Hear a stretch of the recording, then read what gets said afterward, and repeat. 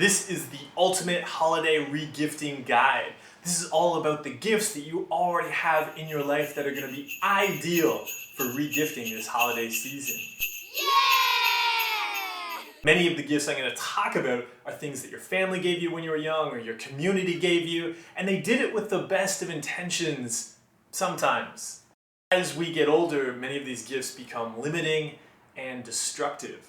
We start tripping over them in our relationships and our careers. Sometimes we end up with so many of these gifts cluttered and hoarded around us that we can't even leave our homes. Sometimes we have so many of them we can't even get out of bed in the morning.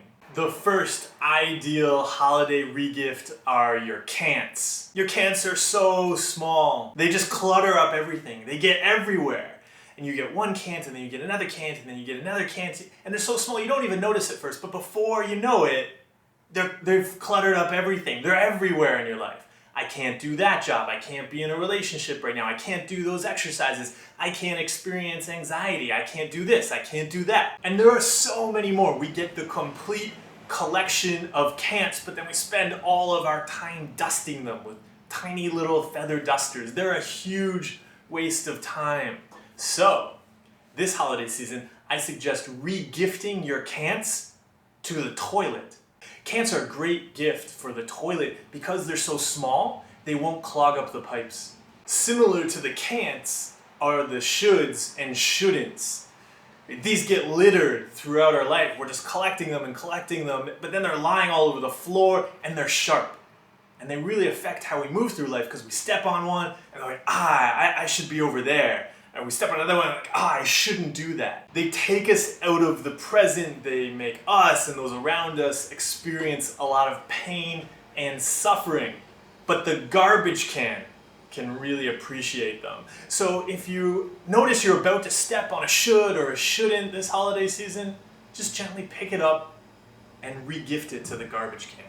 Speaking of pain, if you have a politician or a terrorist in the family, or you watch cable news, or you have one of those wacky extremist Facebook friends, then you've probably received a lot of fears over the last couple of years. It's been very trendy to give fears. But not only do they clutter up our lives, but they start to smell and they get spread over everything and we're constantly shoveling them and having to carry them around with us. And when you're spending all of your time and energy managing this pile of fears, stuff you don't even want to see in the world, you have no time and energy left over to put into the things you actually care about. So re-gift those fears to a garden or a pot like this one, because fears are bullshit. And there's nothing wrong with bullshit. If people are giving you bullshit all the time, maybe they mean well, but you have to use it to actually grow something that's nourishing. If someone's giving you bullshit, don't walk around with it in your pocket. It's just going to get spread over everything and it's going to stink up everything in your life. Instead, take that, throw it in a pot, and then plant some seeds that are actually going to grow into something that's going to nourish you and nourish the people around you, nourish your community. Seeds that are going to grow into something that you want to spend your time and energy on. Now that you're composting your fears, you won't need your compulsions anymore. All of those things you were constantly doing to manage your fears. Compulsions are like faulty cleaning equipment. The more we use that equipment to try to clean up the mess, we only make the mess worse. And over the years, you've probably picked up a lot of faulty cleaning equipment. The great news is, now you don't need any of it. The problem is, nobody, including yourself, is going to want that equipment. But you can still re-gift them. You can re-gift them to the past. The great news is, as of right now, your compulsions only exist in the past. So you can leave them there. Last of all, we have to give something to ourselves. I mean, we often forget to give ourselves gifts.